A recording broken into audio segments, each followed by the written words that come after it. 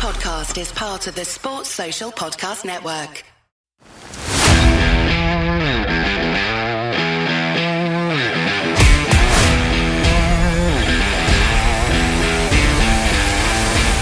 Croeso I podcast Rygbi Cymru.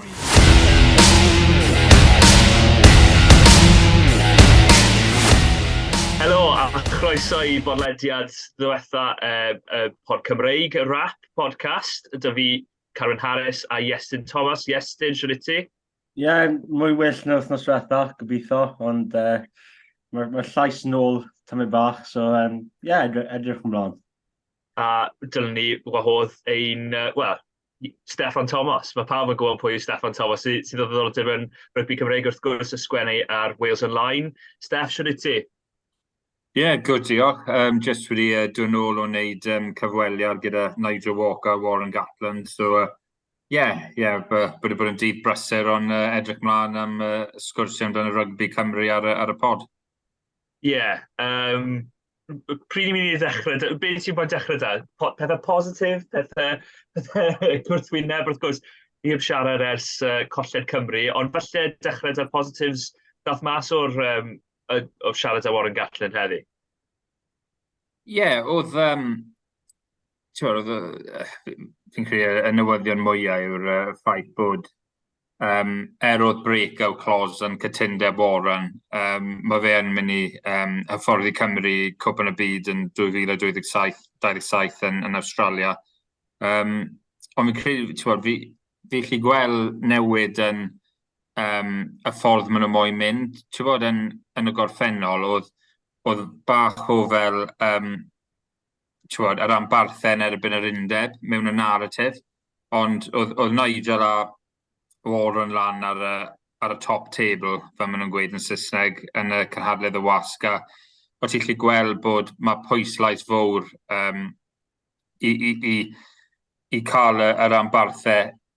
Maen nhw moyn yr ambarthau I fod yn rhan fawr o llwyddiant Cymru. Fi'n credu yn y gorffennol, oedd yr ambarthau wedi gwneud job yn dda yn datblygu chwaraewyr. Fi'n credu bod anheg I gweud bod nhw ddim wedi gwneud ni. Mae perfformiad nhw ar y can wahanol I beth bod nhw'n gwneud yn datblygu chwaraewyr. Ond falle oedd nhw'n ffrwydro off y cadd o'n gwneud pethau anodd o nawr. Mae'r real pwyslais a maen nhw'n sylweddoli ni ar lefel nawr ble os ni ddim yn rhoi, os ni ddim yn buddsoddi mewn yr ambarthau neu'r tîmau proffesiynol, ni gen ni'n mynd I cael llwyddiant gyda tîm Cymru. Felly mae'r narratif wedi newid, mae Warren Gatland yn siarad amdano gweithio yr ambarthau, helpu nhw hefyd, dim ond tîm Cymru. So hwnna oedd y peth mwy o positif oedd ni wedi mynd mas o fe. Wrth gwrs, the proof will be in the pudding, fel maen nhw'n gweud yn Saesneg, felly gen I weld cwpl o blynyddoedd lawr yr ewl, ond hwnna oedd y peth mwy o positif o'n I wedi mynd mas o'r cyfweliad.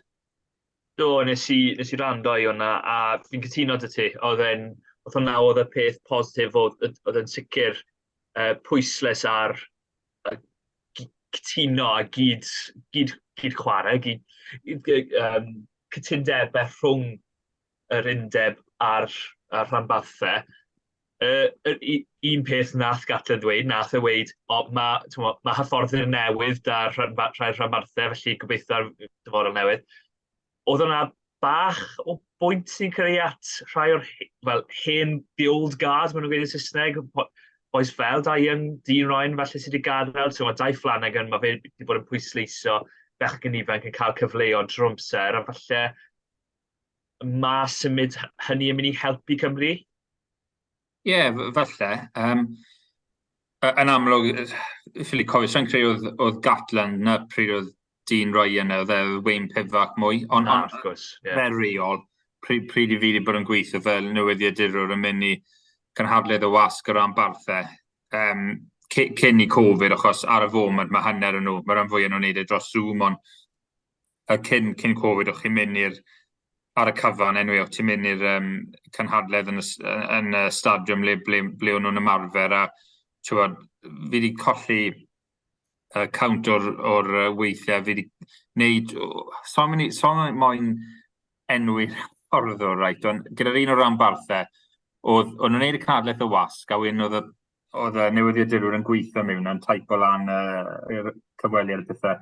Wedyn oedd y press offs yn mynd, a wedyn hanner awr 20 munud ar ôl ni, oedd yr hyfforddwr yn dod nôl mewn, a yn gweud, oh, lads, Gatland's done this, oedd wedi addo fi, oedd yn mynd i cael chwaraewr hyn, a wedyn oedd wedi newid meddwl ar yr eilad diwetha, a ti'n cael lot o pethau fel yna gyda gyd o ranbarthau, o ti'n lli gweld bod nhw ddim yn gweithio dy gilydd nhw, a fi lli weld o doi ochr, achos swydd Gatland yw cael tîm llwyddiannus Cymraeg, a os mae chwaraewr, os dim lot o dyfnder ni, so os mae chwaraewr pwysig dy fe, mae wedi cael knock neu rhywbeth, mae fe'n mynd i cadw fe nôl, ond ar y llaw arall, os mae chi'n y ffordd o ranbarthol, chi'n moyn chwaraewyr chi warau chi.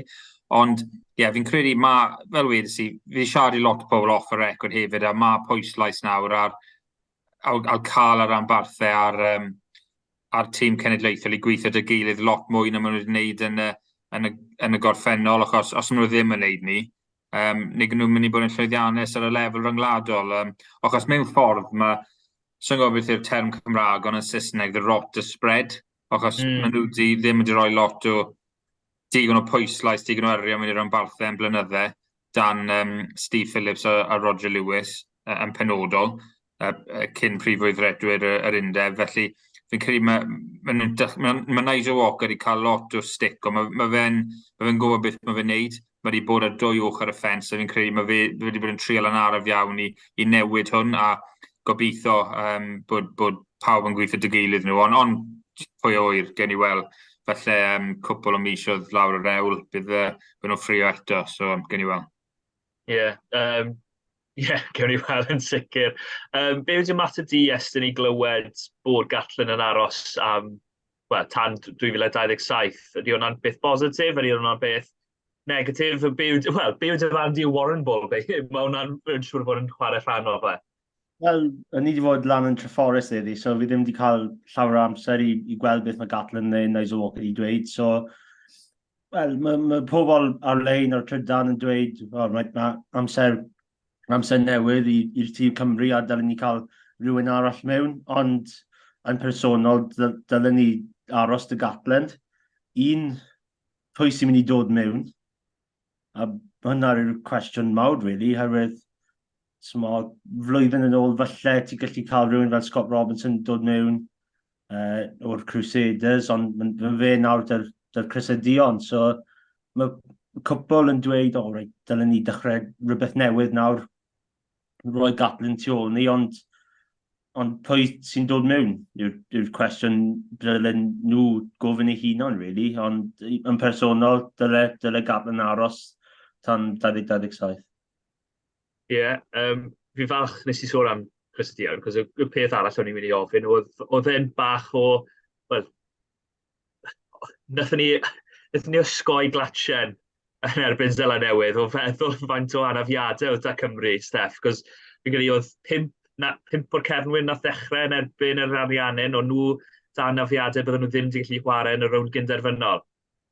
Ie, yn amlwg oedd e'n siomedig, byddwch chi dal moyn mynd mewn i'r rownd cynderfynol, a wedyn os bydden nhw wedi colli, sy'n credu bod hwnna'n rhy negatif i weid, bydde wedi bod yn camru beth dy fe, ond bydde fe'n neis i cael cyfle i dod yn trydydd falle, ond oedd e ddim i fod yn y diwedd, ond ie, hebddo, oedd e ddim wedi cael ei gêm orau fe, ond o'n i'n meddwl Gareth Davies wedi gwneud yn dda yn y pool stages, a Louis Rhys-Amit, mae fe yn mae fe mod angerus gyda'r bel yn ei ddwylo, mae fe real X-factor chwaraewr, a byddwch chi wedi colli Josh Adams hefyd. O'n i'n meddwl Liam Williams wedi bod yn rili dda ar y penwythnos. O'n i'n meddwl fe oedd chwaraewr gorau Cymru, o'n i wedi counter wedi stopio bod i 5 cais, oedd y tac ar Joan Cruz Malia ar y dechrau, cwpl o last-dish tackles ar Matteo Carrera sefyll. Felly mae fe'n class act.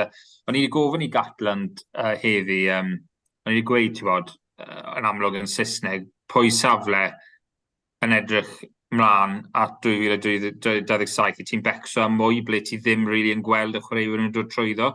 Achos mae talent yn Cymru, ond mae un neu ddau safle ble chi'n meddwl, fi ffili gweld pwy sy'n dod trwyddo. A dde wedi gweud, mae Cefnwr yn problem achos mae Jiffy wedi gweud ar Scrum 5 lot o beithio, ni gweud bod Liam Williams a Lee Halfpenny wedi dominyddu'r Cris 15 am bod i 10 awd, ond maen nhw gyda un rôl o'r dais maen nhw wedi mynd nawr. Mae Tommy Rogers, mae Kai Evans falle, gallen nhw roi Louis Rhys-Ahmed na, mae Jacob Beatham, mae fe'n edrych, ond ni gwwedi wario lot o rygbi proffesiynol a oedd wedi gweud mas o'r efyd, maen nhw'n meddwl lot o Sam Coslo, ond un chwaraewr yw e, so mae Owen Williams dal na. Mae Callum Sheedy ddim yn gallu cael gêm i Bryste, felly mae fe'n dod o bell ffordd nôl. So, a fi'n cael prop tin hefyd, felly fi'n mynd off o'r tangent nawr, ond fi yn credu oedd Gatland yn edrych ar, ni wedi gofyn i fe, bydde ti'n edrych ar yr exile system, a gwein bach smirk ar gweineb e, so falle bod rhywbeth lan slif e, ond mae lot o chrewyr ifanc dda yn dod trwyddo, ond mae cwpl o sefleoedd bref i ddim rili'n gweld ni yn bach o wan i fod yn onest, so lot o waith i wneud, fi'n credu i Gatland. Wel, chi'n sôn am maswr, a mae un enw yn dod i'n penny yn amlwg, bachgen oedd yn ware yn ystod o'r chwe glad, Joe Hawkins, ond nhw'n meddwl amdano fe yn y dyfodol fel maswr, a wrth gwrs nawr oherwydd mae fe ddim 25 o gapiau, mae'n methu gwara i Gymru, ond gewn ni weld, falle bydd rhyw reol Gatland yn ddod yn y dyfodol. Cyn ni sôn fwy amdano tîm, falle bydde'n blwyddyn 2027, well i ni sôn am y gêm neu gyfanrwydd. Cyfleoedd wedi colli, neu chwarae dda Ariannin, neu bach o gymysgedd a hynny, Iestyn, be oedd y prif bwynt nes i gymryd o'r gêm na? Ie, cwbl o cyfleoedd dy Cymru yn wedig yn y hanner cynta.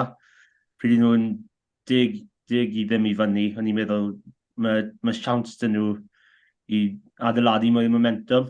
Un esiampl ni wedi gweld yn ystod yr haf, pryd o Zeeland Newydd di mynd i Ariannin, a nhw wedi sgori cwpl o ceisiau, a pennau Ariannin wedi sytho lawr yn gyfan gwbl.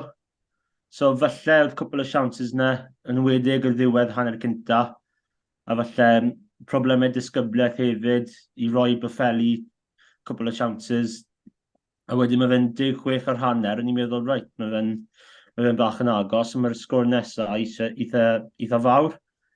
A wedyn, mae Thomas Williams, o'n i'n meddwl Thomas Williams wedi dod ar a chwarae dda hefyd, a wedi sgori'r cais, o'n i'n meddwl, right, mae rhaid nhw adeiladu mwy momentum nawr. Ond dath Ariannin nôl, fi'n i'r gêm, nath sgori'r cais yna. Right, mae cwpl o fel controversies yna, ond symod, oedd e'n cais da Ariannin ar y pryd. A wedyn mae profiad Nicolas Sanchez i wneud yr ymgypiad ar y diwedd, a wedyn mae'r gêm ar ben. Steff, be amdano ti? Ie, fi'n creu cymysged o'r ddwy, really. Mae rhaid roi clwd i'r Ariannin, fi'n creu'r perfformiad nhw llawer well na beth ni wedi gweld yn y group stages. O'n i yn becso cyn y gêm bod un perfformiad mowr yn yr Ariannin ac yn anffodus oedd wedi dod yn erbyn Cymru, a o'n i wedi gweud cyn y gêm bod mae rhaid ni cofio, o'n nhw warthus na erbyn Lloegr, mae nhw wedi mynd i Zeeland Newydd dwywaith na 4 blynedd diwetha, o bron mynd i De Africa, o'n nhw wedi colli un pwynt fi'n credu, a yn y gêm nawr, Emiliano Boffelli ddim wedi ware, so os oedd fe wedi ware, fi'n credu bod nhw wedi ennill achos nhw wedi methu cicio, felly pryd maen nhw ware, os dim lot o cysondeb dyn nhw, achos mae lot o chwaraewyr yn dod o, mae Hagi Wares wedi mynd, a mae lot o chwaraewyr yn dod o llefydd eraill, ond pryd maen nhw arno fe, maen nhw yn tîm dda, ond yn gweud ni, fi'n credu oedd Cymru wedi colli cyfle enfawr, really, achos oedd yr Ariannin wedi dechrau yn rili dda, ond oedd amddiffyn Cymru'n cryf, ond o'n wedi sgori cais dda gyda Dan Bigger, a wedyn oedd Cymru wedi creu bod ti tair cyfle dylsyn nhw wedi cymryd, really. A hefyd, o tair llinell dyn nhw yn 22 ariannyn. Ryan Elias, oedd e'n ardderchog yn erbyn Australia a Fiji, ond oedd e just, y taflu fe mewn, just dim lan i'r safon yn erbyn yr ariannyn, a chi ffili wneud na'r lefel ryngwladol. So, fi'n credu, os o Cymru wedi cymryd un neu ddoi o'r cyfleon nhw, bydden nhw wedi ennill y gêm bron ers hanner amser, a wedyn, ti'n bod, fel o Iestyn nhw wedi disgyblaeth, ti'n bod, Josh Adams, o dim eisiau wneud beth oedd wedi wneud, oedd y chwaraewr ariannyn wedi milco fe, ti'n bach yn credu, ond o dim angen fe wneud hwnna. Felly fi'n credu ni wedi colli cyfle, ond ti'n bod beth i fi ddim yn hoffi. So, jyst mynd nôl i pwynt o ti wedi wneud gynne. So, pryd oedd Gatland wedi dod nôl, ar y ddechrau o'n i'n erbyn achos o'n i'n meddwl, mae'r gêm wedi symud mlaen, a oedd ddim wedi wneud, oedd ddim wedi cael llwyddiant y Chiefs yn Super Rugby. A oedd wedi colli y taith y llewod oedd yn anodd yn Covid a pethau De African tîm ardderchog, ond o'n i'n meddwl bod e'n amser i dod o rhywbeth newydd mewn o leia ar ôl cwpan y byd. Ond fi'n gweld lot o pobl ar Twitter a Facebook, a maen nhw'n gweud pethau fel, it was one-dimensional, typical war and ball. Ond nig oedd e'n, mae Cymru wedi newid y ffordd maen nhw wedi ware. Nig yn nhw ware nawr, y ffordd nawr, fel yn nhw ware pryd Gatland mynd in cyn i pivac dod mewn. Maen nhw'n creu lot mwy. Mae Alex King wedi gwneud job dda. O dim byd i bod ar cynllun gêm di Sadwn, o'n i jyst yn meddwl oedd y chwaraewyr jyst ddim wedi cymryd cyfleon nhw. Ond nhw wedi creu lot. Ond oedd y pas diwethaf ddim yn stico Gareth Davies ffili dylanwyd i fod yn onest ar y Sadwn. Ddim ar ei orau. Felly mae Gatland wedi dangos i fod yn deg fe, bod e'n gallu newid. Fi'n credu mae wedi sylweddoli, beth fi wedi wneud am dros degawd neu 20 flynedd. Mae wedi gweithio, mae pobl wedi gweithio ni mas, so mae rhaid i fi newid hefyd fel y fforddwr. Felly, o'n i yn erbyn ei dechrau mae wedi newid meddwl fi tyma bach, mae wedi convincio fi bod, mae fe'n gallu newid, a fel wedodd Iestyn, mae fe'n i weid, dylwn ni ddim pigo Gatland fel y fforddwr, ond pwy arall, mae un neu ddoi, Michael Checa, falle fi'n fan o fe, ond ar y cyfan fi'n credu Gatland, fi'n credu bod yn gwneud y penderfyniad iawn i cadw fe, ond ar y gêm di Sadwn, oedd y cynllun gêm yn iawn, ond jyst dim digon o cwirdeb a gormod o camgymeriadau fi'n credu. Gwbl cytuno. Oedd bach yn throwaway comment yn sôn am Warren Ball falle gyda fi. Ond, ma nhw ar ein ffordd wahanol. Ti'n gweld, y gair Cymraeg, ond subtlety Nick Tompkins yn ystod y tournament, ffordd mae fe di ware, mae fe di dod y dimension gwahanol i Gymru. A hefyd, y ffordd o'n nhw ware, trio cael y bel mewn i playmakers. Lewis Rhys Samit yn yr hanner gyntaf, sawl gwaith gwelwn ni fed y bel yn y dwylo, bach o wagle o flaen wrth gwrs nath y cico o flaen a colli'r bel unwaith, dwywaith actually.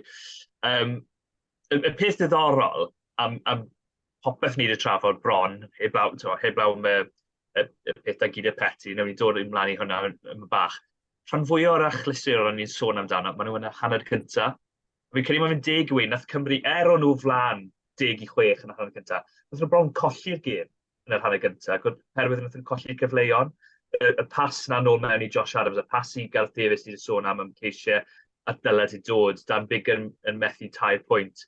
Y ffordd, be nath Josh Adams yn erbyn Cwbeli, mae Cwbeli'n cwmpo fel saco tate, ond mae hwnna'n cael y dorf i fyny, a oedd y dorf yn wych, fel sôn am 16th man, ond hwnna'n hygol ar gyfer ariannau yn y penwythnos.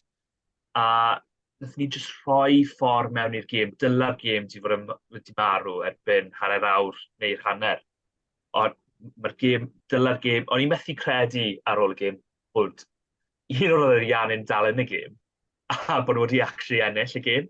O'n i'n methu credu hynny, a mae eiliadau wrth gwrs, mae pobl yn mynd i, fi'n teimlo mor fi'n dros Sam Costello oherwydd mae'r clip na o Sanchez, mae hwnna'n mynd i fod yr one-im-off cais o 2015, Bowden Barrett cais o 2015 yn erbyn Australia. Mae hwnna'n mynd i bod yn foment, mae pawb yn mynd i ddangos a clipio lan ar gyfer cwpan y byd nesaf ac yn y blaen. Ond, fel fi'n gweud, oedd y gêm na di golli yn gymaint yn gynt yn y gêm na hynny, a cefn ni cyfleon yn ail hanner hyd yn oed, Rio 2, a falle alle fe di wneud rhywbeth gwahanol os mae fe'n edrych nôl nawr, ond fi mor siomedig i fod yn onest. O'n i yn disgwyl i Gymru cyrraedd yr rownd gynderfynol. Ga i ofyn un cwestiwn wedyn. Mae pawb wedi bod yn sôn, rhan fwy o bobl wedi bod yn sôn, anyway, bod Cymru wedi wneud yn well na nhw'n disgwyl, dod mas o grŵp a cyrraedd y chwarteri. Ydych chi'n cytuno ar barn hynny? Pwy bynnag sy'n mynd i dechrau? Wel, mae'n anodd, really. Fi'n credu mae rhaid edrych ar e fel... Pryd oedd... pryd oedd Warren Gatland wedi dod mewn, pryd oedd wedi enwi y carfan ymarfer cwpan y byd, oedd ti'n gallu gweld mewn hwnna oedd un llyged ar 2027 hefyd, oedd e dim ond amdano cwpan y byd hyn. Achos mae rhywun fel De Affrica ti'n mynd ôl i 2017 i 2019, o'n nhw wedi troi pethau rownd dan Razi Erasmus, ond mae mwy dyfnder yn nhw o pethau. Ond fel reol, mae fe'n cymryd tîm fel Cymru sydd ddim gyda'r niferoedd yn chwarae 4 blynedd, neu falle fwy i adeiladu tîm sy'n gallu ennill cwpan y byd neu cael real good crack ar ennill e. So fi'n credu oedd Gatland wedi gweud, right, mae hwn yn mynd i bod yn tasg anodd, so y peth gyntaf yw, mae rhaid ni jyst mynd mas o'r grŵp a wedyn bydd hwnna'n llwyddiant. Ond fi'n credu mae long-term goal a oedd wedi gweud tyma bach heddi yn siarad yn 2027 a fel bydd lot o chwaraewyr fel Costello yn cael lot mas o bod e'n rhoi'r ryngipiad yna. Mae'n mynd i dysgu o fe, a fi wedi gweld chwaraewyr sydd wedi cael 50-60 cap yn ei pethau fel la pryd maen nhw'n chaso'r gêm. So fi'n credu mae'r perfformiadau wedi gwella lot. Maen nhw'n tîm ffit, maen nhw'n tîm sydd yn gwybod beth maen nhw moyn wneud, a ti'n siarad i unrhyw chwaraewyr off y record, neu falle hyd yn oed ar y record, amdano y gwahaniaeth rhwng Wayne Pivac a Warren Gatland. A mae un gair maen nhw'n defnyddio yn Saesneg, a hwnna yw clarity. Dan Gatland, mae pob yn gwybod beth mae fe moyn mas yn nhw, a maen nhw'n prynu, mae chwaraewyr yn prynu mewn i hwnna, maen nhw'n gweithio galed, a wedyn maen nhw'n cael y rewards, fel maen nhw'n gweud yn Saesneg. So, fi'n credu maen nhw wedi gwella, a o'n i'n meddwl falle bod nhw'n mynd mas ar y grŵp, ond i ateb cwestiwn ti, fi'n credu maen nhw wedi wneud yn well yn pobl wedi gweud, ond oedd e yn cyfle enfawr i mynd mewn i rownd cynderfynol a o'n nhw wedi gadael hwnna i fynd, ond i fi'n gwele fel Gatland yn dod mewn a mae fe moyn adeiladu tîm i fod yn llwyddiannus yn 2027 a fi'n credu bod cwpan y byd hyn yn cam yn y ffordd cywir, na fel i fi'n gwele. Iestyn? Rwy'n pethau beth mae Steff di dweud i fod yn onest. Falle 4 blwyddyn ôl ni'n edrych ar ôl 2019, falle gall pobl yn dweud fod mynd mas yn y cwarteri yn bach yn disappointing, ond ar ôl y 4 blynedd ni wedi cael fel rygbi Cymru yn cyfan, just i dod allan o'r pools yn peth positif iawn. Fod pobl yn dweud oedd perfformiadau dda dy Pivac yn fel mynd nôl at y pethau Warren Ball, fel maen nhw'n dweud, ond mae Gatland wedi dod mewn, a mae wedi gwneud fod y chwegla ddim wedi mynd fel mae fe wedi, ond llawer y pethau wedi digwydd tu ôl y ffenestri fan'na, ond mae wedi gwneud jobyn beth fi credu mae pobl eisiau fe gweld. Fi credu dyle pobl moyn Gatland a Cymru dod allan o'r pools yna. Oedd neb yn gwybod fel nath Australia yn perfformio cyn dechrau'r tournament, ond fel mae Steff wedi dweud, mae fe'n opportunity missed fel, yn wedig yn y 10 hanner cyntaf ble nath Cymru chwarae rili dda. Mae bach o skin in the game dy fi yn hwn, cos o'n i'n nes i weir ar radio bod y Cymru yn cyrraedd rhwng gynderfynol. So, o ran fi'n bersonol, fi'n bach o siomedig. Fi'n credu, oedd y cyfle na, a fi'n gwybod oedd popeth i mynd o blaen. O'n i yn disgwyl bydd y Gatland yn llwyddo i gael pawb dy gilydd. Mae fe'n dda iawn yn cael pawb yn cyd-dynnu at yr un gôl, a mae fe wastad i bod fel na. A ar ôl y chwe glad, o'n i'n disgwyl bydd y Cymru'n llwyddo i wneud hwnna. O'n i'n disgwyl i ni cael mas o grŵp falle i golli Fiji, ond o'n i'n sicr bod ni curo Australia ffordd o'n nhw'n mynd. A wedyn, yr ariannyn, wel, fel mae Steff di gweud, y gêm cyntaf nhw yn y mor wael, ond oedd y gêm yn erbyn yr ariannyn eleni fel y gêm na yn 2015, oedd nath Iwerddon yn erbyn yr ariannyn, nath nhw tynnu mas buddigoliaeth a rhoniad oedd bach yn annisgwyl. Ydyn ni moyn sôn am y digwyddiadau bach fwy dadleuol, felly Steff yn gweud ie. Go on, Steff, cer amdani. So, ti'n gwybod, fi'n meddwl ti'n siarad am y sefyllfa gyd o peti gyda'r yn bwrw Tompkins, Nick Tompkins yn y pen. Oedd e'n, hwn yw barn fi. Fi'n credu oedd e'n penderfyniad ofnadwy, i fod yn onest ti. Problem fwyaf sydd dechrau yw, oedd beth yw'n Carl Dixon wedi gweud, yn amlwg yn siarad Saesneg, wedi gweud rhywbeth fel i Jack Morgan, not all head contact is foul play. Wel, mae hwnna'n mynd yn erbyn popeth. Mae'r dyfarnwr wedi bod yn gweud, mae 4 blynedd diwetha. Mae pobl wedi bod yn gweud i fi, pryd fi siarad i dyfarnwr proffesiynol, maen nhw'n gweud, intent is irrelevant, ond nawr, apparently, mae fe'n relevant. So, mae rhaid nhw'n neud, make your mind up, so, ond Nick, fi'n gwybod oedd e'n camgymeriad, right? So'n gweud oedd Peti ddim wedi trial roi los i Tompkins, mae ddim yn chwarae o'r front, so'n gweud dim byd fel la. Ond oedd diwedd y dydd, oedd wedi connecto yn syth i pen Nick Tompkins, a oedd rhaid Nick Tompkins mynd off am HIA, so hwnna wedi rhoi los i Cymru hefyd. So, o'n i wedi gweud i wydgen fi pryd o'n i'n gweld y gêm, o'n i wedi gweud, mae hi'n dod i Iwerddon, o'n i wedi gweud, watch him now, we'll cop out of this.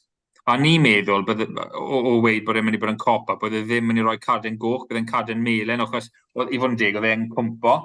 Ond i ddim hyd yn oed roi kick off, direct contact to the head, direct contact i'r pen, gyda, i fi meddwl, high degree of danger, mae hwnna'n penderfyniad ofnadwy. A roi y gêm i un ochr, right, ar canlyniad, ond mae rai pobl sylweddoli, mae pobl yn cyn chwaraewyr yn dioddau concussions, achos maen nhw wedi cael ergyd i'r pen am blynyddoedd war i'r gêm, a y pobl Alex Pop am Steve Thompson, ni gyd wedi gweld y documentaries a pethau.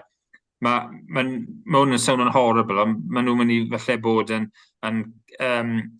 care homes a pethau pryd maen nhw yn 50 nhw, a ddim yn gallu cofio enwau y plant nhw a pethau. Na beth mae rygbi byd moyn sort of, ddim moyn gweld digwydd, fe. Maen nhw moyn edrych ar ôl y chwaraewyr hyn.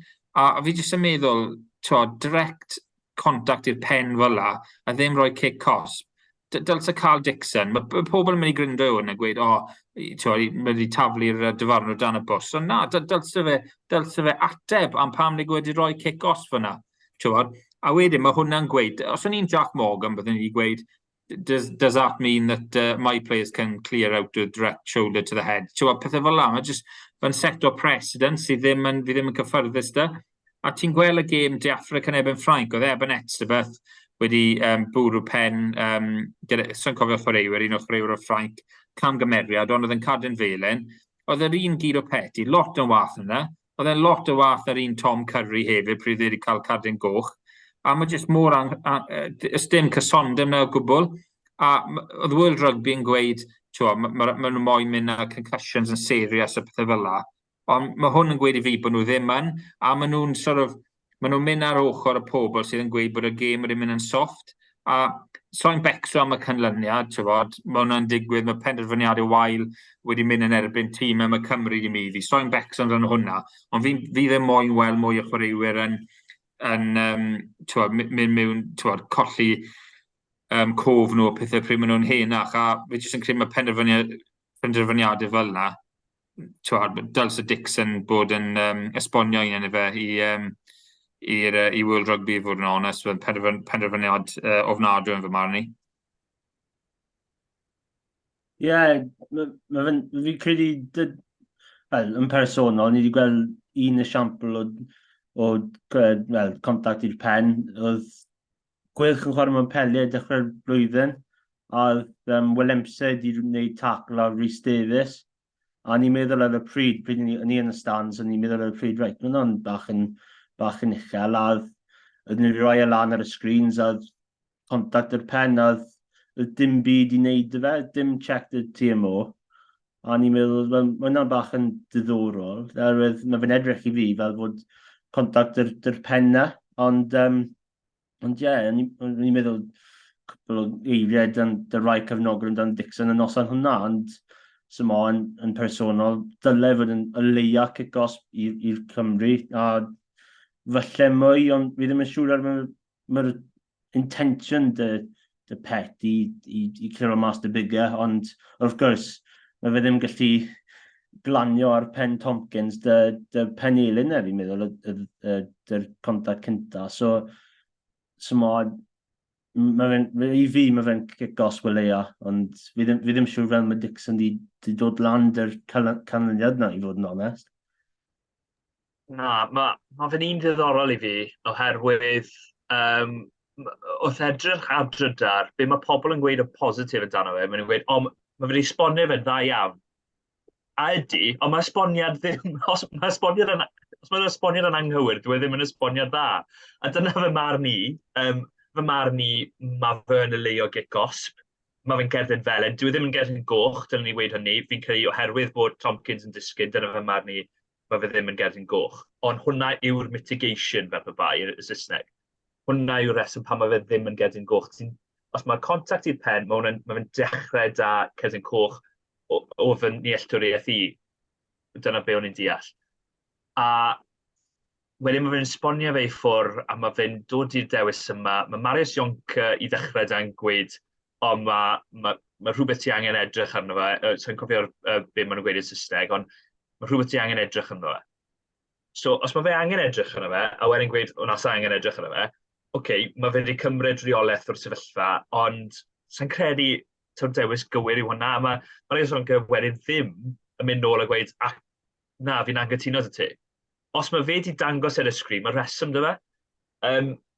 I fi, o'n i'n gwylio fe, a sa'n siŵr os oedd e'r pod ma neu pod arall, ond nes i weid am Lina ail reng Ariannin, a oedd Steff yn gweud dim intent a bod nhw ddim yn chwaraewyr brwnt, ond mae tuedd dy ail reng yr Ariannin i gael cerdiau yn enwedig Lafanini, wrth gwrs, fel arfer.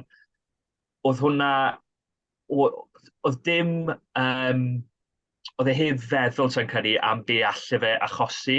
A fel mae Steff di sôn amdano, mae fe'n gallu cael canlyniad ddifri o dros ben, fel cyfergyndiad yn y pen, CTE, dementia, Alzheimer's ac yn y blaen. Ond hefyd, mae'r be nath Cadix yn ddweud, siwt yw cefnogwyr newydd y gêm yn ei ddeall hwnna. Os chi'n gymharu hwnna da Eberetebeth, da Tom Curry, da Jesse Creel, da nid fa Amina, Tawfi Fanua, siwt maen nhw'n mynd i ddeall be yw'r llinell rhwng cerdyn coch, cerdyn melyn, kick-off neu ddim kick-off o gwbl. Sa'n credu maen nhw'n gallu, a o fewn y gêm, oedd e'n foment enfawr, a ni methu ddim gweud hynny, oherwydd mae hwnna'n newid y momentum i gyd. Bydde Cymru wedi cael kick-off, cael mas o 2 o leia. falle maen nhw waren erbyn 40, 40, 1-41, gobeithio nhw ddim yn waren 1-40, oedd yn teimlo fel ar y degau, ond 1-41, a wedyn mae'r gêm yn gyfan newid, a, wel, ie, fi'n credu ni gyd mewn cytundeb yna bod yn dewis anghywir. Ond y problem yw hefyd, bydde dyfarnwr arall wedi rhoi Ceridin. Na'r problem, dy fe? Achos os dim cysondeb, a wedyn mae rai chwaraewyr ddim yn siwr beth yw'r llinell rai weithiau. So na'r problem, dy fe. So ni'n lli gweud yn sicr bydde Jacob Piper ddim wedi rhoi Ceridin neu os oedd e wedi, ond mae lot o'r penderfyniadau hyn. Mae un dyfarnwr yn mynd i roi un penderfyniad, mae un arall yn mynd i wneud rhywbeth arall, a na'r problem, ond fi credu ni gyd yn cytuno o leia kick-off bydde. Ie, fi'n credu mae hwnna'n dangos, wel, y sefyllfa yng Nghymru. Y gêm eraill, ond nhw'n wych, bydd rhaid i ni sôn amdano nhw yn fach, fi'n siŵr. Be oedd dy hoff gêm o'r chwarteri, Iestyn? Oedd efe Werddon Zela Newydd neu Ffrainc yn erbyn De Affrica? Fi really ddim yn siŵr herwydd falle dy skill level oedd dechrau Ffrainc yn erbyn De Affrica yn wych. A wedyn, falle bod sigledig dy gêm Zealand Newydd y Werddon, oedd cwpl o cicau dechrau'r gêm yn wedig dy Zealand Newydd. Falle un di datblygu lan i fod yn gêm wych. So, yn bersonol, dylai dweud Ffrainc yn erbyn De Affrica just. Ond ddwy gêm wych. Hyd yn oed y gêm Lloegr Fiji, fod falle mae rai cyfnogwyr Cymru ddim moyn y canlyniad yna, ond hefyd, fyna'n gêm dda hefyd. Ie, pwy yw dy ffefryn am weddill cwpan? De Affrica nawr. O'n i ddim yn siŵr rhwng Ffrainc a De Affrica, nawr mae De Affrica di ennill.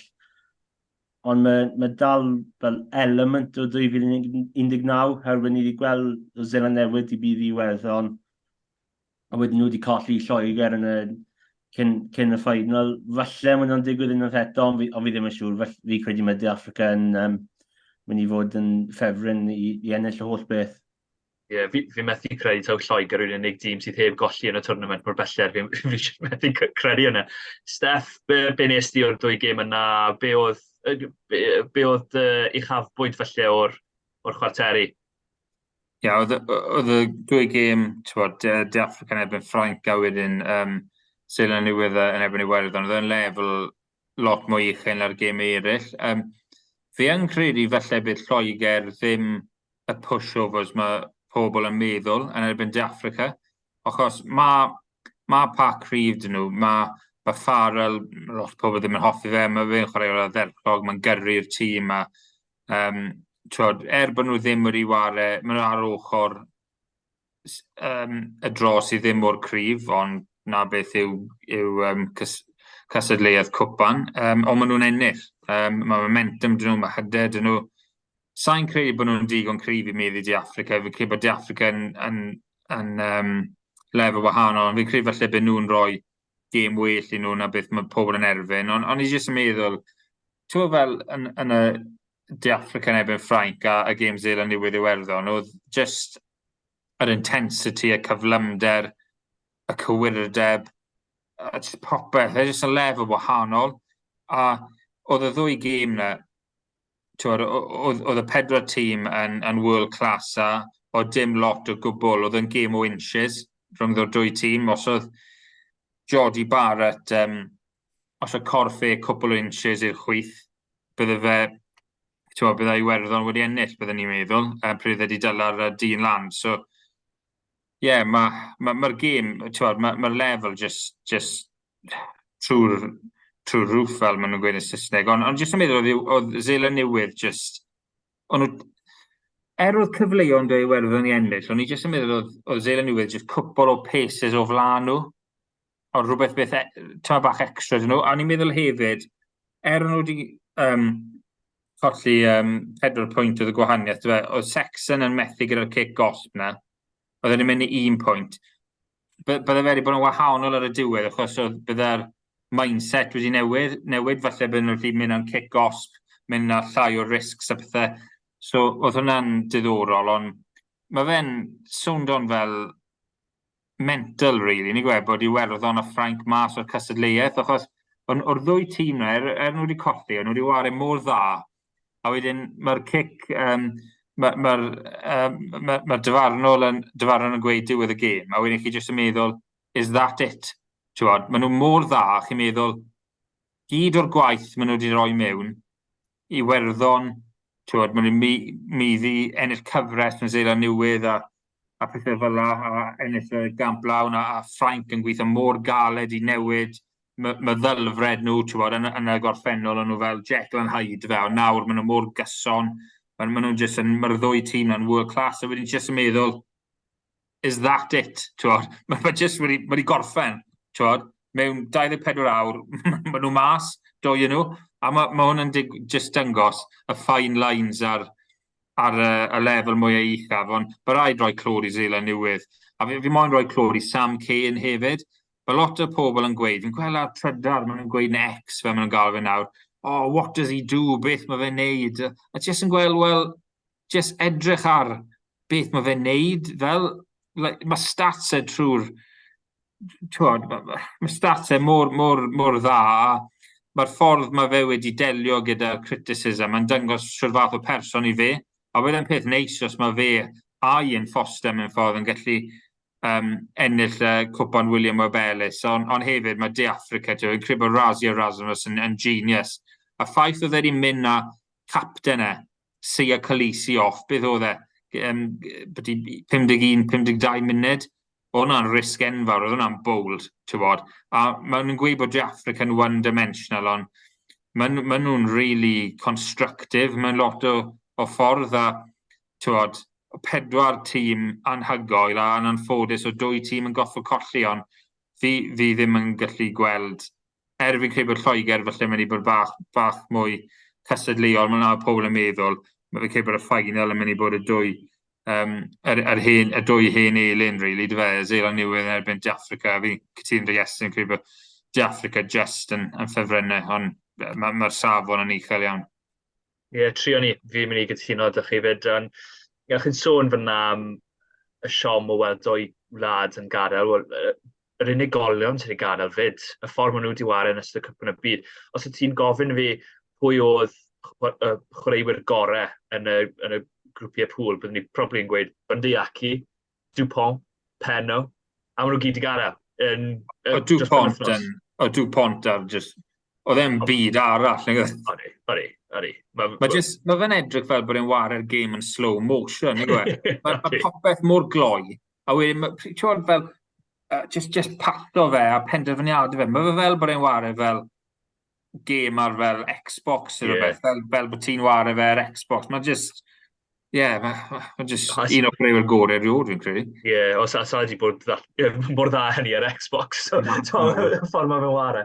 Ond byddwn ni'n gweud hynny, a wel, fi'n fach nes i sôn am y foment mawr na yn y gêm Iwerddon, oherwydd yn gêm lle oedd gymaint o foment mawr ymosodol, y foment tyngedfennol, oedd Jody Barrett dy dacle, falle tacl gorau'r tournament mor belled os chi'n moyn rhoi enwau, labels a bethau. Ond oedd e'n mor bwysig i Seland Newydd, a sa'n credu oedd Seland Newydd, oedd y ddwy tîm dda, a sa'n gweud oedd Seland Newydd ddim yn heiddi bod yn fuddigol, o'n nhw'n heiddiau, ond o'n nhw'n clinigol a o'n nhw'n aros yn y frwydr trwy amser, a chi'n sôn am Sam Cain, fi wedi un o pobl, sa'n gweud ar drydar, ond fi wedi bod yn ti'n wedi dywediad yn byti Carl Dixon, fi'n gweud yn byti Sam Cain, a fi wedi bod yn cwyno amdano fe, oherwydd o'n i ddim yn meddwl bod e'n waren dda, a rhaid mi weid, o'n i ddim yn meddwl oedd wedi bod yn waren dda, a mae wedi bod mas lan afiadau, wrth gwrs, mae hwnna wedi chwarae rhan, ond oedd e'n anhygol ar y penwthnos. Yn gwybod gath Ari Sefea chwarae'r gêm, ond dyle fe fod dim fyny Sam Cain oedd e'n mor dda, oedd y ddoi nhw yn anhygol yn y gêm na. A mae'r perfformiadau pobl yn sefyll i fyny ar y foment angenfennol, dyna beth mae Seland Newydd yn neud, o'n nhw mor glinigol, oedd De Africa mor glinigol, gyda nhw sa'n gwybod faint o gyfleoedd gath De Africa, ond fi'n teimlo bron bod Cymru nhw pob un. Oedd cwpl o cics di mynd lan a gyda nhw dal y pel ar ôl ni a ysgol y ceisiau, Arins ac yn y blaen.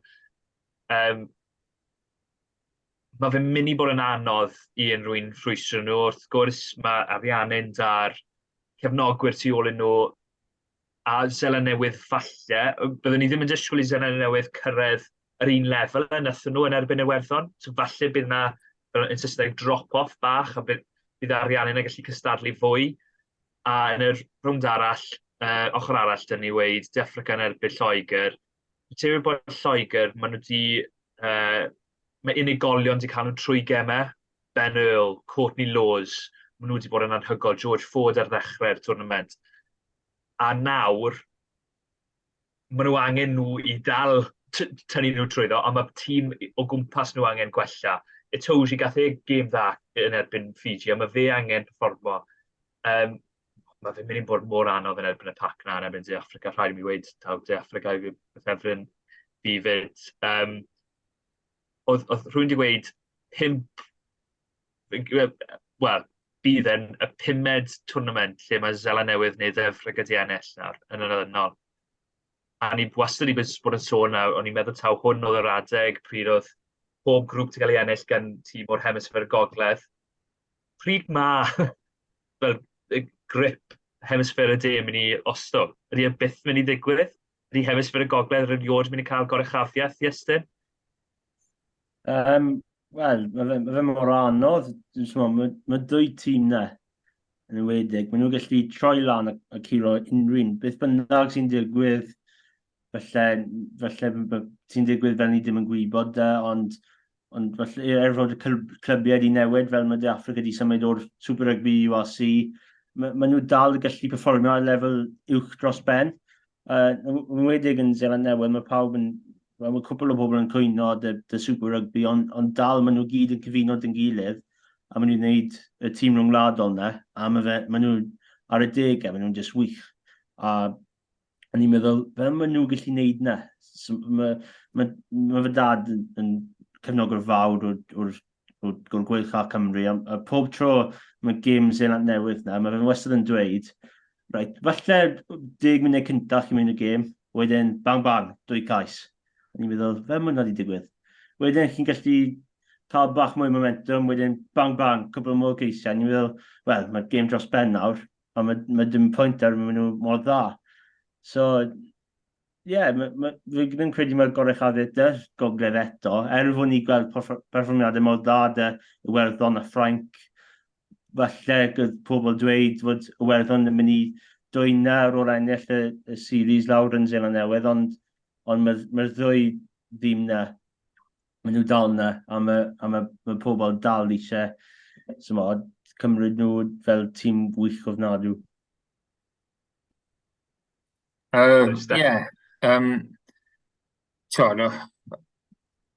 Os dim lot, ti'n bod y ddwy gêm na, gallai fe ddim mynd unrhyw ffordd, really, dy fe.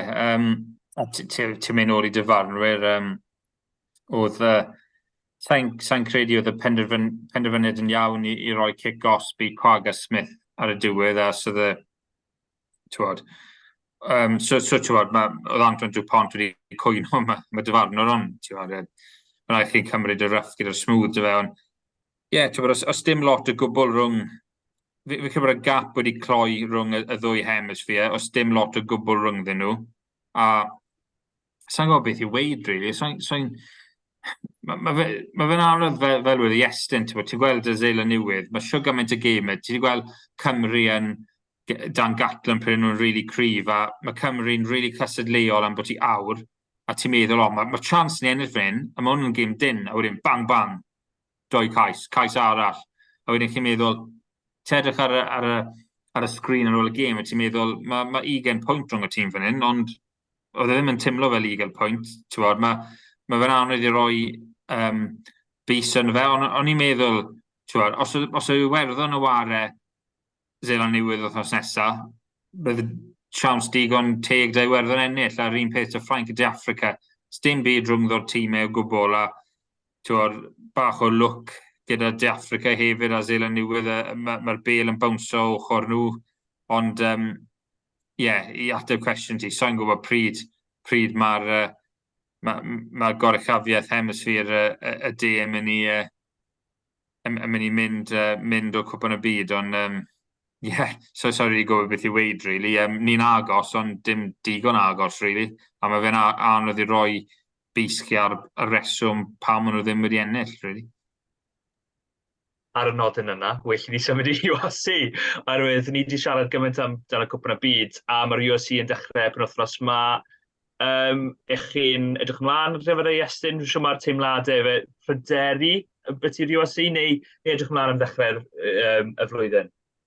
Wel, ar ôl y blwyddyn diwetha, ni'n meddwl, right, no, mynd i fod yn anodd, ond really cyffroes i fod yn onest, falle fod canlyniadau falle ddim yn i fod yna, just edrych ymlaen i fod a gweld y pedair ranbarth nôl mewn y cyngrair a chwarae unwaith eto. Mae wedi bod yn pre-season hir iawn.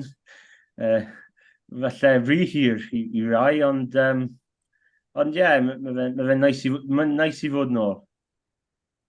Fe'n credu 2 ar 20 pythefnos, wythnos mae wedi bod 2 ar 20 pythefnos, 2 ar 20 wythnos mae wedi bod i'r glybiau neu clywed 2 Flanagan yn wedig, mae fe'n awyddus iawn i ddechrau'r flwyddyn. Steff, byw'r difarn di am hynny, mae'r cyn-dymor, wrth gwrs, hwnna yw'r cyn-dymor, mae'n anodd i gymryd llawer o hynny, ond ife dreigiau sydd yn edrych y gorau mor belled? Fel reol, so'n rili cymryd gormod o sylw o canlyniadau cyn-dymor, achos mae tîm yn trio pethau wahanol, a ti'n gweld lot o gemau cyn-dymor, ble maen nhw'n rhoi un tîm mas yn y hanner gyntaf wedyn newydd o'r tîm yr ail hanner. So, fe'n anodd i weid, ond fi'n credu mae cyfle dy dreigiau fod y ranbarth gorau, neu dim falle bod hwnna'n gormod, ond mae cyfle dyn nhw i falle ddim fod y ranbarth gweitha, achos mae'r cyllid y 4 ranbarth, maen nhw'r un peth nawr, a yn y gorffennol, ti'n bod, oedd gwahaniaeth fawr rhwng beth oedd cyllid y gweilch a'r scales i fel y dreigiau, so mae hwnna mynd i cloi y gap, ond fi yn pryderu tyma bach, achos mae Nigel Walker, fi'n deall pam mae fe'n gweud hwn, o rhaid nhw torri'r arian nôl, neu bydd rhaid nhw colli ranbarth, achos os ys dim yr arian yn Cymru, a ti'n gweld y sefyllfa yn Lloegr gyda 4 tîm yn mynd yn bust, a ni'n lwcus iawn bod hwnna ddim wedi digwydd yng Nghymru. Ond beth fi'n becso am yw, so maen nhw'n gweud bod nhw'n mynd i adeiladu nôl lan eto, a falle yn 2 flynedd bydd mwy o arian mewn y gêm, a maen nhw'n lli dechrau bod yn mwy llwyddiannus. Ond pob blwyddyn mae llai o pobl ddim gyda diddordeb, yn y colli diddordeb yn rygbi rhyngbarthol. Os y ti'n plentyn sydd yn 14-15, bydde ti moyn mynd i weld y gweilch neu'r scales ar y penwythnos, pryd ti'n gallu mynd i weld y Swans ware, neu jyst mynd mas y ffrindiau ti, a ti'n gweld y holl sefyllfa, mae fe'n tymor cwpan y byd, felly ysdim y chwaraewyr gorau na, wedyn mae'r gemau yn erbyn efo bariaid, a mae ban cryf dy fi amdano hwnna. Fi'n credu bod e'n peth wael, really, achos fi'n credu bod rhaid i'r ranbarthau, dylsa chwaraewyr gorau bod yn ware i'r ranbarthau, mae Scales yn ware Caerdydd ar y dydd na. Mae hwnna'n ridiculous i fi. Ond, fi'n pryderu tyma bach, ond fi jyst yn meddwl, fi jyst yn becso bod nhw'n mynd yn wael, a mae llai o pobl yn dod i weld nhw ware, yna'r problem. Mae amser ddim ar ochr nhw. Mae rhaid nhw dechrau ennill gemau a adeiladu a cael mwy o cefnogwyr trwy'r drws, ond nid nhw'n gallu ennill y gemau gyda'r arian sydd yn nhw ar y fomant, pryd maen nhw yn cyngrair heb salary cap, gyda pob fel Leinster, Bulls, Sharks, Munster. Mae'n mynd i bod yn anodd iawn, so na beth i fi'n becso am. Mae fe'n peth positif, fi'n credu bod Caerdydd gobeithio mynd i cael yr investment mowr mewn i'r clwb, a mae dreigiau wedi mynd yn private, ond mae rhaid fi weid, fi'n becso. Fi'n ffind o'n anodd i weld 4 tîm yn Cymru mewn 2 flynedd. So fi jyst yn gobeithio bod yr undeb a'r ranbarthau gallu gweithio dy gilydd nhw a ffind o'r rwy ffordd i cael fwy o arian mewn i'r gêm, achos na beth mae angen, arian, ti'n bod? Mae arian dych chi gallu rwydd y chwaraewyr well a mwy dyfnder, hyfforddwyr well a os dim digon o fe yn anffodus a na'r challenge i pawb. Yn union, fi'n credu mae fe'n anodd ddim gweld eleni mynd i fod yn flwyddyn anodd iawn i'r rhanbarthau. O feddwl, nath nhw cadarnhau wythnos ma, wrth gwrs bod dim ond yr 8 uchaf sy'n mynd i bod yn Ewrop blwyddyn nesaf. Jyst dim lle i pwy bynnag sy'n ennill y darian Cymreig. Mae hwnna'n neud yn fwy anodd byth. Sy'n sôn am cael cefnogwyr mewn. Y rheswm mae cefnogwyr yn dod, fel wnaethon ni weld cwbl o flynyddoedd yn ôl, pryd nath Caerdydd waren erbyn Toulouse a Harlequins. Ond cefnogwyr yn dod lawr i weld Antoine Dupont, Sir Max, Marcus Smith, o'n nhw mor awyddus i weld y chwaraewyr yma. Ond hyd yn oed o'n nhw'n gwybod oedd Caerdydd yn mynd i cael ei chwalu. A nawr, mae sefyllfa lle falle bydd dim tîm oedd Cymru yn Ewrop blwyddyn nesaf, wel, haen uchaf Ewrop, wrth gwrs, Cwpan Her, ond mae Cwpan Her ddim yn cael ei... Mae cefnogwyr ddim yn ots yn beth i'r Cwpan Her tan y rhwng gynderfynol, os ni'n bod yn gwbl onest. Wedyn ni'n sôn amdano'r sefyllfa hefyd sydd â chwaraewyr yn cael ei symud o un rhanbarth i'r llall. Ni wedi gweld Josh Reynolds heddi, ni wedi gweld Max Clark, o'r dreigiau gydydd. Mae fe'n anodd wedyn deall. Os mae hwnna'n creu fwy o siarad rhwng y clybiau, mae hwnna'n dda. Ond mae fe bron fel mae'r clybiau yn gweithio dy gilydd yn tra bod nhw'n cystadlu yn erbyn ei gilydd nawr. A pan ro'n i'n tyfu lan yn gwylio'r Swansea yn erbyn, Abertawe yn erbyn Llanelli, bydden nhw byth yn rhoi chwaraewyr ei gilydd, bydden nhw. A oedd y derbys nawr, dyna pam oedd cefnogwyr yn hoffi mynd i'r gêm yna, oherwydd y gwrthdaro, oherwydd yr angen yno. Ond nawr, mae fe fel, nhw gyd yn ffrindiau. Mae'n teimlad a dych chi amdano hwnna, ond dyna fy nheimlad i. Ar y dreigiau, fi yn gobeithiol bydd nhw'n cael flwyddyn dda, ond os ni'n sôn amdano'r bwlch na sydd dan nhw i dod drosto, gathon nhw 24 pwynt blwyddyn diwetha, Bulls yn 8fed, 48 pwynt. Mae nhw'n angen dyblu y pwyntiau nhw i gyrraedd Ewro. Mae hwnna'n bron yn amhosib dros haf. Fi'n gwybod y pwynt ti'n gweud amdano'r rhanbarth yn gweithio dy gilydd. Mewn ffordd, mae rhaid nhw, mae'n peth dda, achos fi'n credu unig ffordd mae'n gallu cael un yn nhw mas o twllin i gweithio dy gilydd nhw yn yr un amser, ti moyn yr edge na, dy fe, fel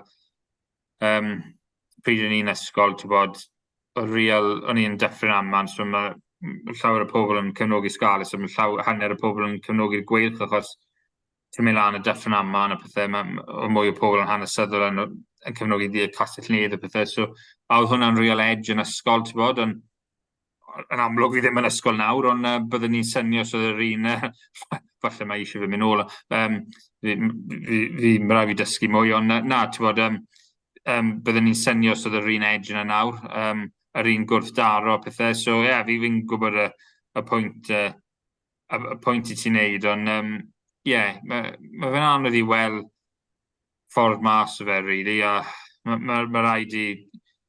Mae'n i weid, mae'n cyfle chwaraewyr ifanc, ond ni wedi gwneud cyfweliad gyda Paul James cyn Penrhydd, Castell Nedd y Gweilch a Cymru yn y haf, a o'n i jyst yn edrych nôl ar gyrfa fe, a oedd e'n gweud bod e'n peth drist bod chwaraewyr o tramor, o'r safon, o dy'r gweilch yn y Galacticos Peder fe mynd yn gweud ddim dyn ni nawr, so oedd e'n gweud fel pobl Justin Marshall, Marty Hall, Thea, Jason Spice, ond nhw ddim dim ond yn helpu nhw ennill gemau, ond nhw'n adeiladu diwylliant cryf yn y clwb yna a helpu chwaraewyr ifanc dod trwyddo, a Xavier Rush yn gweud wneud yr un peth y Caerdydd, a Paul Tito, a Regan King, a David Lyons, a Scarlett, a pobl fel yna, a Teichmann, oedd y cyn y drig gyda fe. Cas newydd, o'n i'n meddwl gweud. So, mae rhaid buddsoddi yn ariannol mewn i'r rhanbarthau, a y problem yw, oes dim yr arian ar y foment, so mae'n anodd i weld fi'n gyddol iawn, ond fi'n realist hefyd, mae'n mynd i bod yn anodd. Na, ti'n gwybod, oedd Richard Hipper yn gweud yr un peth yn ynglyn â'r gwylch. Oedd yn gweud, oedd y bechgyn ma, y philotetias, oedd nhw'n dod o broffesiynoldeb gwahanol a cryfach, a oedd e'n gweud, heb y chwaraewyr yna, bydde Cymru ddim wedi cael y llwyddiant dros y 10 mlynedd diwetha. A falle mae hwnna'n wir. Mae Gatland fi'n credu heddi, oedd wedi gweud bod llai o chwaraewyr o dramor, a mae hwnna'n mynd i cael fwy o lwyddiant i Gymru, fwy o cyfleoedd i chwaraewyr ifanc o Gymru, ond mae fe'n gweithio dwy ffordd, yn dywe. A os does dim y taled na i ddysgu oddi wrtho, wedyn chi ddim yn mynd i wella. A fi'n credu, mae dwy ffordd o edrych yna fe wrth gwrs. A fi yn trial i fod yn bositif. Fi go, a mae pod cydydd lle fi bach ddim mor positif, ond ynglyn â Lenny, yes, byw'r gobeithion dy ti, yn wedig penwthos mae dreigiau a cydydd gytre, da gemau falle maen nhw'n gallu ennill? Ie, mae chance da dy'r ddwy dîm na. Yn wedi Caerdydd, ni wedi gweld nhw wedi bydd i Bennett yn tymor diwetha yn Caerdydd, yn ffodus, nhw ddim wedi ennill yn y cwpan her mas yn yr Eidal. Ond mae fe'n cyfle dda i nhw ar dreigiau i cael buddigoliaeth i dechrau tymor. Mae fe'n i fod yn anodd i Scarlett wrth gwrs mas yn De Africa, ond mae chance da dy'r dreigiau, yn chwarae yn erbyn Caeredin, mae Betheli ddim yn ei fod yna, so mae hwnna'n siawns dda i nhw. A mae Caerdydd, mae nhw wedi profiad o bydd i Bennett yn blwyddyn diwetha.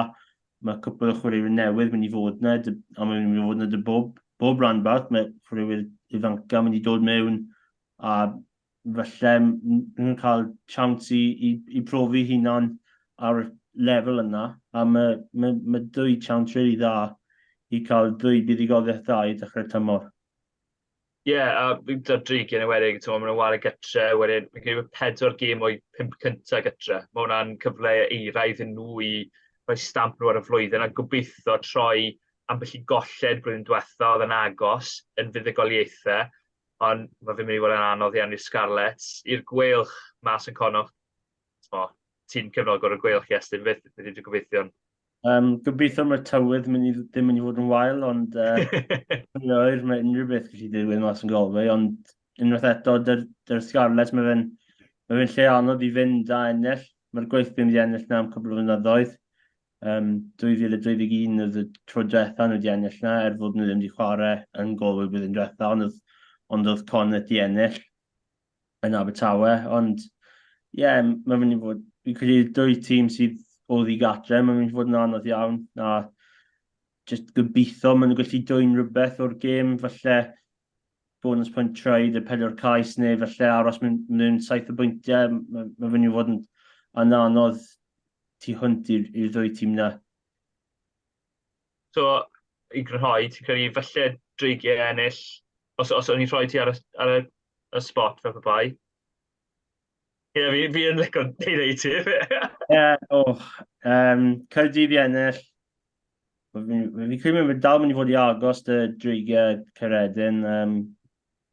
Ni'n hoff iawn o Caeredin diwedd y tymor diwetha. Fi'n credu nhw wedi cwmpo allan trwy'r canol y tymor, a wedyn nhw wedi pigo hunan nhw lan y diwedd. So, falle bydd dreigiau gallu ennill yna. Mae'n mynd i fod yn anodd, ond fi ddim siŵr, mae'n mynd i fod yn anodd i gweld hefyd yn wedyn erbyn Connacht, a mae ddim llawer o chwaraewyr i ffwrdd y Connacht, mae Codera mas, mae fe mas da anaf, ond mae llawer o chwaraewyr yna profiadol sydd wedi chwarae llawer o gemau dy Connacht, a wedyn mae De Africa yn dechrau really wael i dechrau tymor, mae fe mor anodd, so falle dwy buddigoliaeth. O le yma dwy mewn o'r dy Scarlett nawr, cos mae Cymru mas gwybod y byd, a mae hard i gallu hedfan draw na. Steff, be amdano ti, os gobaith dy ti ar gyfer y ranbarth penwthos yma? Fe credu bydd e'n llawer i anodd i'r scales, i fod yn onest. Tedrych ar fel Carfan y Bulls, a bod ni yn canol cwpan y byd, ble mae De Affrica dal mewn. Mae dal llawer o Springboks na siwg gymaint o pwer dyn nhw. Tro diwetha scales mas myna, fi'n credu y Bulls roi bod i 70 pwynt yn nhw, bod i drwy flynedd yn ôl, gobeithio bod hwnna ddim yn digwydd, ond na, ti'n bod, mae'n bod yn anodd. Ti'n fel y gweilch, os mae'r gweilch yn gallu rhoi tîm gorau nhw ar y parc, mae'n gallu middi rhan fwyaf tîmoedd, ti'n bod, mae parc enfawr dyn nhw, mae dal parc cryf dyn nhw. So ond y problem yw dyfnder pob tîm, dy fe, na'r problem. Falle bod y scales, falle bod Carfan nhw fach mwy balans na'r rhanbarth eraill, achos neu nhw wedi colli siw gymaint o chwaraewyr i Cymru fel o'n nhw yn y gorffennol, ond o ran wythnos hyn, fi lli weld nhw'n colli'n drwm yn anffodus yn De Affrica. Yn credu bod e'n anodd i pob rhanbarth ri, ond yn credu falle bydd ni'n gweld dwy fuddugoliaeth, yn credu falle bydd y dreigau Caerdydd yn ennill, falle gweilch Jess yn colli, ond mae rhaid i pobl sort of yn Saesneg byddwn yn gweud manage expectations, ti'n bod, a mae rhaid i cefnogwyr sylweddoli bod yr arian ddim gyda'r barthau ni yn tymor cwpan yn byd, felly mae'n mynd i bod yn anodd, ond un peth i fi yn edrych mlaen am i gweld chwaraewyr ifanc yn dod trwyddo, edrych ar y gweilch, Morgan Morse fi'n edrych mlaen i weld, gobeithio bydd e'n cael rygbi tymor hyn. So mae fe'n un fi'n edrych mlaen am welware. Hefyd, ti'n edrych ar fel y scales, mae wedi cael anaf yn ffodus Archie Hughes hefyd. Morse a Hughes oedd y ddwy chwaraewyr yn un mwyaf cyfroes gyda ar ôl tîm dan ugain Cymru. Fi'n credu mae potensial enfawr nhw, a falle yn y cwpan y byd nesaf bydd nhw mar i Gymru, ond na, mae fe'n mynd i fod yn tymor hir, ond falle bydd ni'n cael dwy fuddugoliaeth penwythnos hyn. Ie, ti wedi setu fi lan yn dda iawn fyna, Steff. I sôn amdano... Cerdded mewn i wal yna, yn y ffodus. Wel, nes ti sgwennu ddarn gynnau, wrth gwrs, yn sôn am pwy bydd yn hym Cymru yn 2027. Ti'n dod cofio fe yn dop fy mhen i fi'n cael ei taw Cemsy Mathias, oedd ti Dewi Lake, Harry O'Connor, Dal Jenkins, Adam Beard, Wainwright, Jack Morgan a Morgan Morse fel nes di enwi o fyna. Fi'n siŵr Iestyn yn hapus iawn i glywed Morgan Morse rhy fwyth. Mae gymaint o chwaraewyr ifanc ni wedi sôn amdano sy'n mynd i wario eleni, a mae gymaint o chwaraewyr ifanc yn y tîm ma sydd da Cymru ar y foment. Mae pethau'n edrych yn eitha di ar y foment, ti'n credu yn y dyfodol bydd Cymru yn well o'r brofiad hyn? Neu wyt ti'n credu na? Wel, falle, fi lli gweld fel bod rhywun gallu ffurfio barn fel yna, os mae pob chwaraewyr, beth bynnag y glab yn o ware i Seland Newydd, De Affrica, beth bynnag, mae ar un peth y ffordd maen nhw'n goffa mynd trwyddo amseroedd dywyll iawn cyn dod trwyddo bod yn chwaraewyr ardderchog.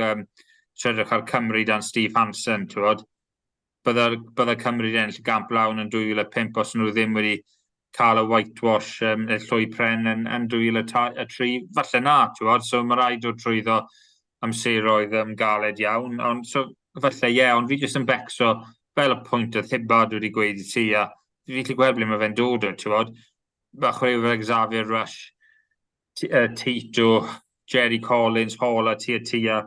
Mae nhw'n just creu chwaraewyr o safon fel yna, just yn creu diwylliant mor cryf a'n helpu chwaraewyr ifanc hefyd. A mae Faia Fafita, Sam Lawsi'n chwaraewyr dda. Pa'n cael fi wrong, ond ar y cyfan, os dim chwaraewyr tramor o safon yna, a mae chwaraewyr rangladol i ddim yn wario digon, felly hwnna i fi'n becso am, os dim nid diwylliant yn Carfan rhanbarthol, yr rhanbarthau a'r mentors yna gyda nhw i datblygu'n iawn, na beth i fi'n becso am i fod yn onest. Mae rai chwaraewyr, fi'n credu fel mae Morgan Morse yn special, gyfer Archie Hughes yn bach yn special, ti'n bod, mae lot o chwaraewyr talentog, ond mae rhaid, chi ffili just rhoi tîm ifanc mas a gweud a roi nhw dy gilydd nhw, a meddwl, yn 4 blynedd bod nhw'n dda, neu gyda'n gweithio fel la. Mae rhaid nhw cael pobl i dyngos nhw y ffordd i wneud pethau, fel yn ymarfer, ti'n bod, bydde Lee Halfpenny'n gweud i Tommy Rogers, ti ddim yn neud o fel la, ti'n neud o fel un, a bydd Rogers yn gweld Halfpenny'n ymarfer, a bydde'n mynd a bach o hwnna mewn i gemau, ti'n bod, pethau fel la, pethau ni fel newyddiadurion neu cefnogwyr ddim yn gweld. Na pethau yma, fi'n credu bod cefnogwyr ddim yn deall yn iawn a parchu bod pobl gyda profiad o safon uchel, maen nhw mor bwysig i ddatblygu chwaraewyr ifanc, a mae'r anfarth yn arwyddo, gallai'r gweilch arwyddo, bod yn barod, right? A fi'n gallu garantio ti, bydd hanner o cefnogwyr, so-called cefnogwyr Cymraeg ar Twitter yn gweud, mae'n bloco ffordd dau Evans o Trebanos, ti'n gweld mae pobl jyst ddim yn deall. So, fi'n credu bydd nhw'n dod trwyddo, ond fi jyst yn meddwl, sa'n gwybod, mae rhywbeth o le yma, mae rhaid ni meddwl eto am y ffordd ni'n mynd, achos heb chwaraewyr profiadol, mae'r chwaraewyr ifanc ddim yn dysgu a cael y profiad dylsyn nhw cael, a maen nhw'n heiddi cael, fi'n credu. Dai Evans yw pseudonym Dan Edwards, yw e? Dan Edwards yn chwaraewyr hefyd, mae'n dweud dda i Cymru dan 20, so Gatland yn gweud bod y cwbwrt yn be, fel oedd wedi gweud yn Saesneg. Mae'n meddwl y byd y costo, fi'n credu falle bod Dan Edwards yn tedrych ar 2027, falle bod e'n mynd i bod yn y sgwrs hefyd, so fi'n cyffroes i weld un wario hefyd, achos Owen Williams yn ei dechrau gweud, fi'n gwybod Jack Walsh na, ond mae Maila di mynd, Mansco yn mynd, so dylse fe cael digon o rygbi fod nhw. Gwybod cytuno. O'n i'n mynd i weid, o ti'n sôn amdano, half yn i'n sôn i Tommy Rogers neu beth bynnag, Saesneg maen nhw'n gweud, doing the little extras, yw e? A oedd Gatland yn sôn amdano hynny, bod Costello wedi dysgu gyment o bod yn rhan o garfan Cymru a chwarae â bechgyn fel Dan Bigger, fel Gareth Anscombe, sydd wedi bod yn neud hwnna trwy'r amser, Lee Halfpenny i Liam Williams, fi'n siŵr hefyd, a dysgu dyna siwrt i chwarae. Os ni wedi colli gymaint o doethineb i ffwrdd yn ffyr o chwaraewyr dros y 2 fis diwetha, o bob carfan bron y bod, mae fe'n mynd i bod yn anodd, a falle mae tîm yn mynd i colli gemau yn eitha, hyd yn oed os maen nhw'n cael perfformiadau da, maen nhw'n mynd i colli gemau agos, oherwydd dys dim y chwaraewyr sy'n gallu mynd, fi'n cofio be i wneud yn y sefyllfa yma, dyn ni ddim cico i'r gornel, dyn ni'n mynd am pes neu vice versa, be bynnag yw sefyllfa. Mae hwnna'n mynd i cael effaith, ond fi mynd i aros yn positif ar foment, oherwydd fi yn gobeithiol a fi yn edrych mlaen iawn i edrych ar y chwaraewyr sydd i ddod. A, rhaid i mi gyfaddau, fi yn falch bod dyn ni rygbi. Chi wedi sôn fyna, falle bydde dim gymaint o tîm yn Rhanbarthol yn y dyfodol. Mae 4 tîm sy'n mynd yn bust yn Lloegr. Mae tîm menywod Worcester, Cael Rangon nes i ddysgu heddi, i'r gair Cymraeg am Worcester.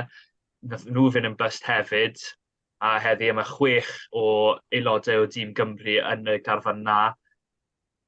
Mae fe'n rili anodd i'r chwaraewyr yn y byd ma ar y foment. Gethon ni Macaulay Cook ar podlediad Cardiff Central Pod rap wrthnos ma, a ddyn sôn am y sefyllfa yn Jersey Reds, a saturated market oedd y term oedd yn defnyddio, a dyna'r sefyllfa mae'r chwaraewyr yn ffindio hunan. Da'r menywod nawr, maen nhw angen ffindio clwb yn ystod amser maen nhw mas yn y WXV, neu yn achos Ffion Lewis a Natalia John wrth i nhw dod nôl a rehab o ACL injuries. Mae hwnna mor anodd i nhw ffindio, a yn geiriau Ffion Lewis, pa clwb sy'n mynd i ddewis fi, fi'n dod nôl o anaf ACL. O'n i wedi gwneud, mae fe'n wael iawn. O'n i'n gwneud cyfweliad yn Wales Online gyda Arlen Lawrence a David Hughes o Jersey a yn y cwbl o blynyddoedd nhw, bydden nhw wedi ffito mewn rywle, bydden nhw wedi ffindo clwb rywle o nawr. Sio gymaint o chreuwyr o gweddelwr Llundain ar y market o Cael Rangon, fe hwnna'r gair cywir, Wasps hefyd, Mae lot o chreuwyr ddim jyst mynd i cwmpa mas o'r gêm. Falle war semi-pro, ond oeddi hwnna werth a'r un peth dy'r menywod, os ni'n cael anaf, so'n gwybod os ti'n gallu regi ar y pod, ond chi'n mynd trwbl, so mae fe'n market, mae'r gêm, nid yw'r gêm rygbi proffesiynol yn sustainable, really. Mae rhaid ni bron cael reset, ond mae fe'n anodd iawn i gweld pobl yn neud hwnna, so mae fe'n amser galed iawn, a fel wedys ti, ni yn lwcus bod 4 rhanbarth dyn ni dal yn Cymru, ond gobeithio fi'n anghywir, ond fi'n ffindo fe'n galed iawn, i weld hwnna'n aros yr un peth, i fod yn onest. Sôn am anafiadau nawr, fi jyst i weld newyddion sy'n jyst i dorri bod Matthew Morgan newydd ymddeol oherwydd anafiadau. So'n gwybod os ti wedi gweld hwnna, Steffan, ond newyddion trist, fi'n siŵr o ti'n wedi gweld llawer o fe'n chwarae dy'r gweilch a wedyn dy cydydd. Ni'n cofio tyfu lan a gweld, wrth gwrs oedd big yna, ond ni'n cofio pryd oedd Matthew Morgan di cynta dod mewn dy'r Danigen a wedyn dy'r gweilch, a fi credu mae anafiadau wedi bod yn really greulon gyda fe trwy gyda'r eirfa, mae fe'n really anffodus iddo fe, mae fe rhaid i gorffen dy anafiadau. So mae wedi bod yn chwarae dda yn wedig dy'r arbanthau, dy'r gweilch a Caerdydd, a wedyn nath ydy'r stint Bristol hefyd, ond mae fe'n wedi interest, of course, i colli unrhyw'n trwy anafiadau. Steff? Fi'n credu nipper nhw'n gael o fe, oedd e'n nippy, na'r ffordd o'n i'n sgryfu fe. Mae rai o'r ceisiau disgori yn anhygoel, ond oedd e fath chwaraewr, o'ch chi ddim yn really gwybod beth o safle gore fe. Oedd amddiffyn ddim really yn gret, i fod yn onest, os ni yn bod yn onest. Ond oedd e'n chwaraewr cyffroes iawn oedd pobl jyst yn mwynhau weld e wared fe. So, mae'n drist iawn, ond mae lot o chwaraewyr wedi fi siarad yn gweud bod mewn ffordd mae mwy o arian i wneud tu fas o'r gêm. A oedd e'n werth bod yn chwaraewr proffesiynol os ych chi ddim yn wario gêm rhyngwladol. So, pob lwc i fe beth mae fe'n neud yn y dyfodol, ond oedd e'n chwaraewr cyffroes iawn i weld, a jyst yn siom oedd wedi cael sy'n gymaint o anafiadau, neu falle bydde wedi gallu gwneud mwy yn y gêm. Siom falle oedd e'n wario yn y cyfnod yma, oherwydd ti'n sôn am cyfnodau yn y gorffennol, falle bydde fe wedi bod yn un o serenau y byd y ffordd oedd e'n gallu chwarae, oedd e'n seren dros tîm Danigen Gymru, ti'n sôn am y ceisiau cais na yn erbyn Saraseniaid lan yn Llundain, oedd yna'n anhygoel. A o'n i wastad yn gwneud sŵn y roadrunner pryd bynnag oedd y bel dy fe, bip. So y ffordd oedd e'n gallu redeg dy bel. Siom fawr i weld e'n gadael. Fi'n credu, o'n i bai o unrhyw beth arall, ni wedi siarad am bron popeth allan ni yn termau Cymru wythnos ma. Diolch yn fawr iawn i Steff Thomas am ymuno dyn ni. Dim problem, wedi mwynhau y sgwrs a gobeithio sgwrs ydych chi eto yn y dyfodol. Yn sicr, Iestyn, diolch i ti fyd. Lle chi penwythnos yma, lle ti Iestyn yn gyntaf? Falle Pontypool i gwylio Pontypool yn erbyn Pontypridd yn yr Indigo Prem. O'n i yn Sardius Road penwythnos diwetha. Mae Ponty wedi ennill 2 gêm yn ylynol sydd y tro cyntaf sy'n wedi digwydd sy'n cyn fi wedi ymuno yn y tîm draw fyna. So, falle new territory penwythnos hyn.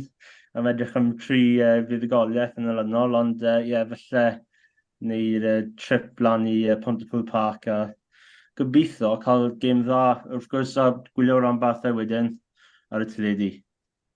Steff? Ni'n gwneud i penderfynu eto, mwy o thebyg y dreigau. So, sori bod i Rodney Parade am amser hir, fod yn onest. O'n i arfer mynd yn aml iawn yn gwneud Newport County hefyd, so fi'n ffond iawn ar Rodney Parade, so gobeithio y dreigau. Ie, a bu fi o gytre yn gweithio. O edrych, mas o studio fy hun. Diolch yn fawr iawn am rando ar bodlediad ddiwetha y rap podlediad Cymraeg. Cymraeg, o'n i hanner ffordd trwy ddau air. Ond diolch yn fawr am rando a gobeithio newch chi rando ar YouTube a Spotify ac yn y blaen. Mae fe'r gael pob man nawr. A edrych ymlas amdano ni ar gyfryngau gymdeithasol hefyd. Diolch yn fawr.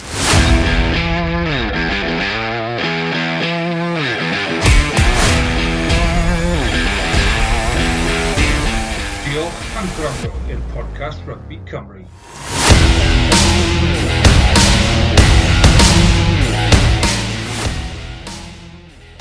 Sports Social Podcast Network.